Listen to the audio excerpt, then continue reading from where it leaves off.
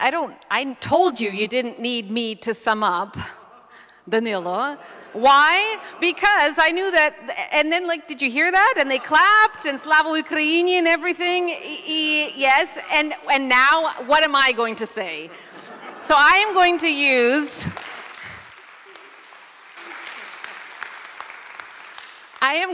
the fact that I am physically present to try to leave something of an impression, because I don't think that there's anything that hasn't been said. I can probably predict who said what to you. Did James Apathrai tell you that there needs to be more NATO in Ukraine and more Ukraine in NATO? Did he say that? Yeah, right? I wasn't even here. Did Olya Stefanishina tell you that they've got a very solid annual national program and tight work with the Rada to pass all the legislation that's needed, and about all the times she's been to Brussels? Yeah. Mm-hmm. I'm sure that Ivana Klimpush-Sinsadze told you about all the work that they did to get ready, and you wouldn't be where you are today, right? So what am I going to tell you? Let me first tell you how lucky you are. That you have this, that you have the opportunity to gather in person, that you have been given the opportunity through the generosity of many people and through their connections to have direct contact with the people who are leading your country and the people who are advocating for your country, the push and the pull. And you've spent the day learning and arming yourselves to be part of that journey to NATO membership for Ukraine. And possibly even more, if you believe what the last speaker just said. You have been given an opportunity to learn and to delve deeper into not just Ukraine joining NATO, but Ukraine being a leader in NATO. So I think it's a great opportunity. I think you're super lucky. I think I'm lucky to be invited here. It's my son's birthday. My oldest son is 24. And I feel like it would have been a crappy day if I didn't have an opportunity to interact with young people, because I find you all so incredibly inspiring, and that you would sit here and do this. So it's Friday afternoon, and you're exhausted, right? You don't need any of my pizzumke. But one of the things that I would like to get something from you, and it needs to be something that comes to the top of your head very quickly, so you shouldn't have to think about it deeply. It should just be a reaction. As I talk about, as NATO Contact Point Embassy, as Canada and all that kind of stuff, as I talk with people at all levels all over the country, I'm not sure anymore what resonates. What's the message that Ukrainians want to hear? Okay, I know they want to hear that membership action plan is given. Okay. What gives you the right and positive feeling when you hear it? What was something that you heard today that makes you feel, yes, okay, that's the message?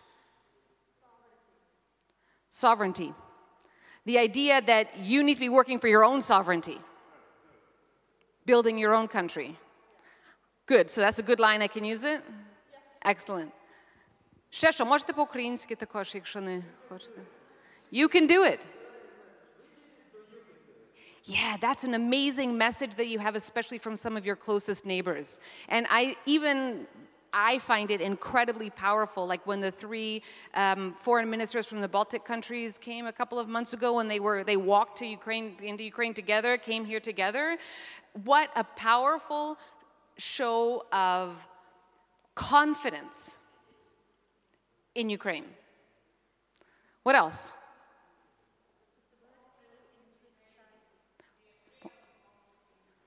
Real democracy in Ukraine? Yeah. Do people tell you that you have real democracy in Ukraine? I think that they should. I think that they should. Looking at not just elections. But you know what? It's not easy these days to conduct elections, not even in countries that have had them for many, many, many, many decades. And Ukraine is running elections, doing elections, engaging in elections, picking, transferring power. Ukraine is doing that really, really well.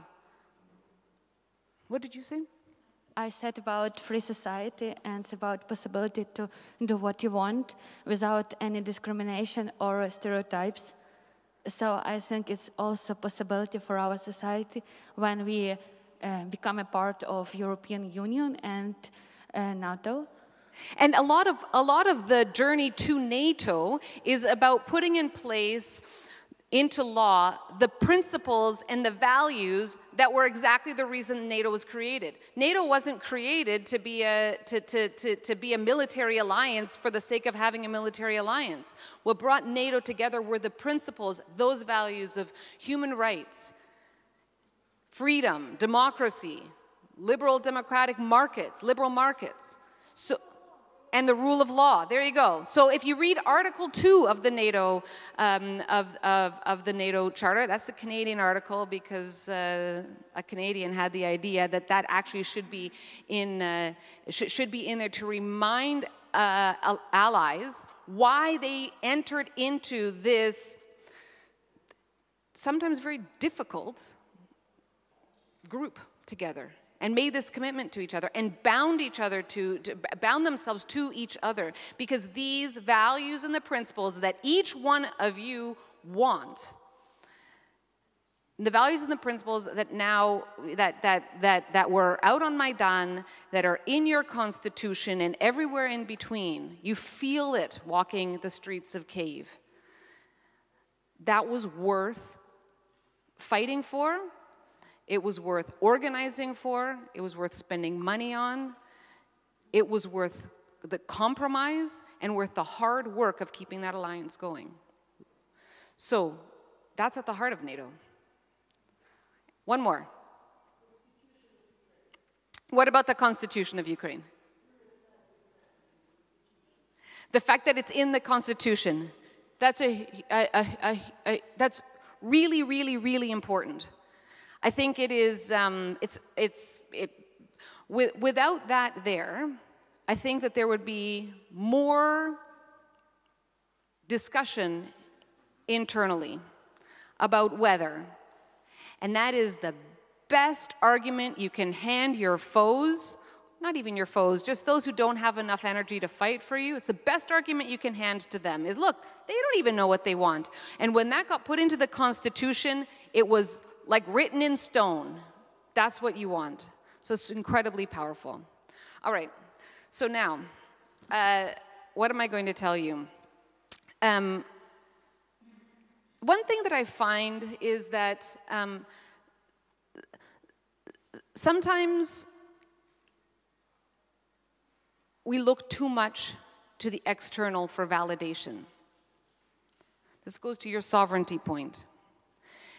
And it goes to the desperation that I hear from leaders who say, we need to be mentioned in the speech, we need to be in the communique, we need to be invited to the party.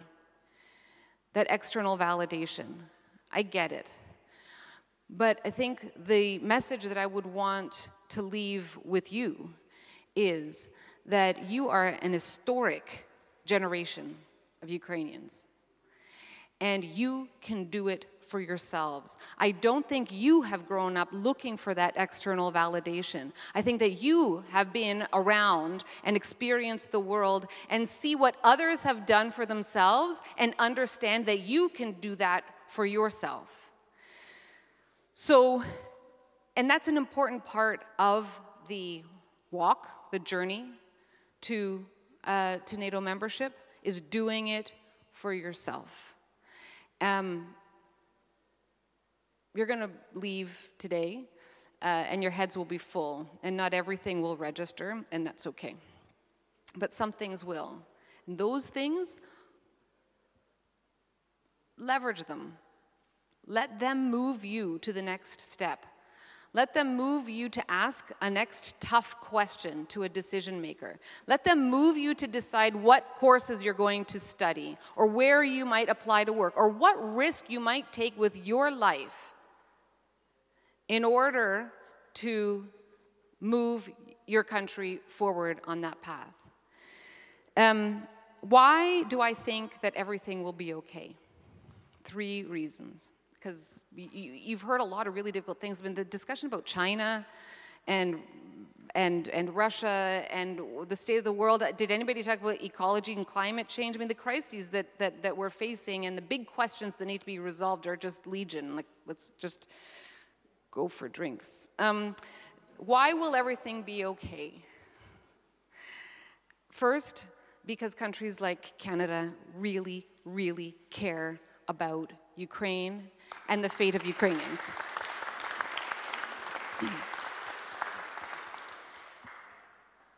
And I would put into that category the United States, Baltics. You hear how that guy talked? Like, he's passionate about Ukrainian sovereignty and membership in the EU and NATO. You have that in your neighbors. You have that in Canada. And for that means that we, in the Alliance, keep the discussion about degrees and not direction. We were talking earlier, and I'm going to give you the credit for this point. The reason that all of the politics around the summit are being calibrated so carefully, the reason that we have to take care is so that there is a next step for Ukraine. Because there's some who don't want that next step, potentially. There are a lot of forces working out there. But you've got Canada, you've got the Baltics, you've got all kinds of allies who are talking about the degrees and speed, not direction. In the same way that it's enshrined in your constitution, it is enshrined in the DNA of the discussions and in Brussels, and we're closer to those these days than we normally are because these are really, really important calibrations. The second reason that everything is going to be okay is that you've got all of the ingredients for things to be okay. You've got the push from Ukraine, you've got the pull from allies, you've got all the tools, all the practical mechanisms that NATO makes available to aspiring countries. Ukraine has them. You have the people who want to do it. You've got young people who are learning, who will bring energy to that cause. The full цілий склад існує. It's there. And then the third reason is because of you. Because Ukrainian youth are not average. The previous speaker said, don't be average. There's nothing average about you. Nothing. And again, your devotion of this day to learn, to be led in thought, to consider is admirable. It's an investment that you've made in yourself. It's an investment that you're making in the future of your country. You're showing that you care. Just keep doing that, and everything is going to be okay because the full list of ingredients is there, and at the top of your list of friends, you will always be able to count on Canada. Thank you.